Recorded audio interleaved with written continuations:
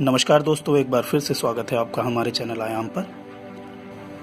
क्या आप सोच सकते हैं कि मृत्यु का विचार मात्र किसी व्यक्ति को घर छोड़ने के लिए प्रेरित कर सकता है, और वो भी कोई वयस्क नहीं, एक 16-17 साल के नवयुवक को।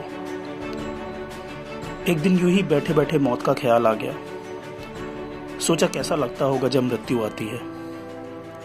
वो एक मृत व्यक्ति की ही भांति लेट गए और कल्पना करने लगे कि कैसा एहसास होता है मृत्यु के क्षणों में। वे शवासन की अवस्था में थे और एकाएक मृत्यु का भय उन पर हावी हो गया। मृत्यु के काल्पनिक अनुभव ने मन में ऐसे भय का संचार किया कि उन्होंने निर्णय ले लिया भौतिक यात्रा का, आध्यात्मिक यात्रा का।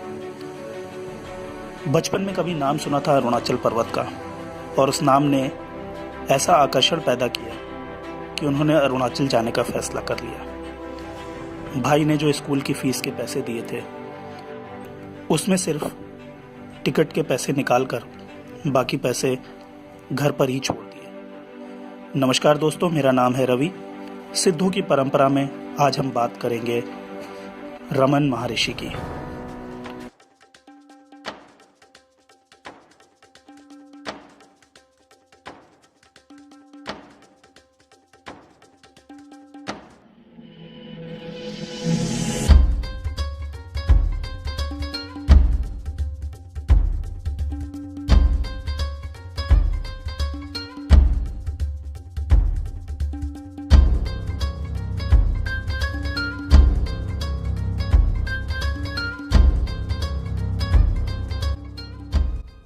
बहुत ही कम उम्र में उन्होंने आध्यात्मिक यात्रा के लिए अपना घर छोड़ दिया।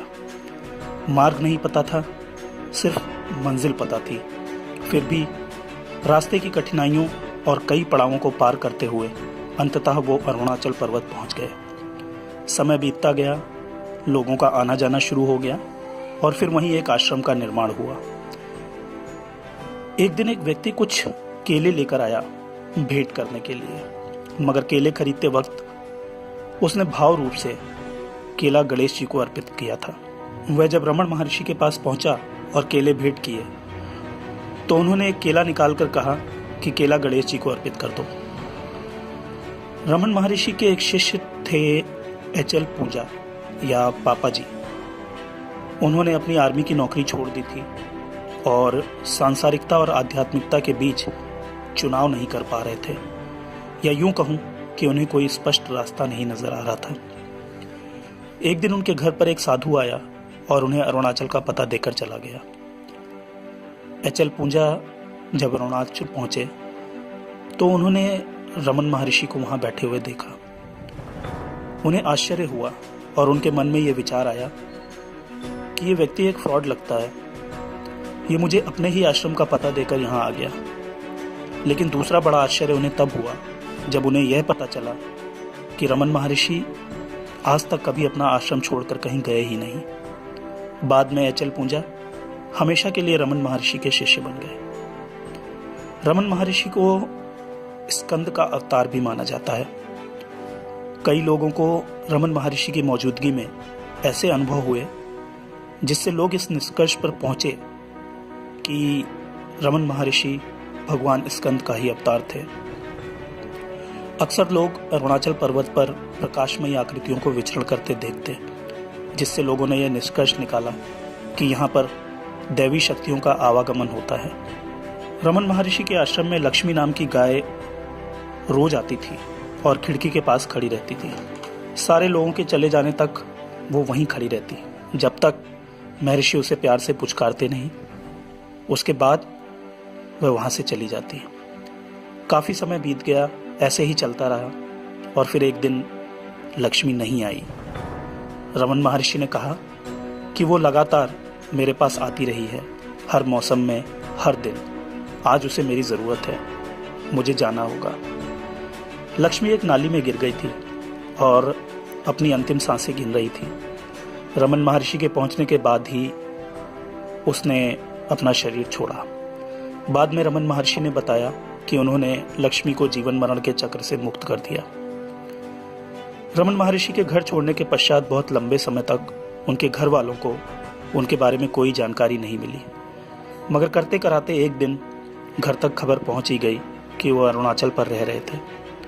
मोहवश उनकी माँ उनके साथ ही रहने पहुंच गई, परंतु रमन महर्षि उनकी तरफ कोई विशेष ध्यान नहीं देते थे। एक आम साधिका की तरह ही बर्ताव करते। एक दिन उनकी माँ ने जब इसी विषय में शिकायत करने का प्रयास किया तो रमन महर्षि प्रकाश में ज्योति के रूप में परिवर्तित हो गए। तब उनकी माँ को उनके वास्तविक स्वरूप का भान हुआ। अपनी माँ की मृत्युशैया पर रमन महर्षि उनके पास ही थे और उनके शरीर पर हाथ रखकर बहुत देर तक बैठे रहे। उसके बाद महर्षि ने बताया कि अंतिम क्षणों में उन्होंने अपनी माँ को बचे हुए सारे जन्मों की यात्रा करवा दी और उन्हें जीवन मुक्त कर दिया, उन्हें साक्षात्कार करवा दिया। दोस्तों, अंत में इतना ही कहूँगा कि अध्यात्म एक गहन विषय है, एक वृहद विषय है और एक खोज का विषय है। अलग अलग समय पर अलग अलग लोगों ने इसके अलग अलग आयामों को प्रस्तुत किया है। कभी क्रिया योग, कभी तंत्र योग, कभी अघोर साधना, कभी लय योग, कभी राजयोग, कभी सांख्य योग, कभी भक्ति योग, कभी हठ योग। मेरी आपसे विनती है कि इन धाराओं को अपने अहम को पोषित करने का मार्ग ना बनाएं। शब्दों के झंझावत में फंसकर अपना समय खराब ना करें और जो भी धारा आपके व्यक्तित्व को प्रभावित करती है उसका हाथ थाम लें, क्योंकि न जाने कब मृत्यु बाहें फैलाकर सामने उपस्थित हो जाए और साधनात्मक जीवन जीने का और अपनी उच्चतम अवस्था को प्राप्त करने का जो अवसर हमें मिला है वो कहीं अचानक ही न छिन जाए। महाशक्ति आपकी रक्षा करें, आपका जीवन साधनात्मक एवं आनंदमय करें, यही मेरी ईश्वर से प्रार्थना है। आपका बहुत बहुत धन्यवाद।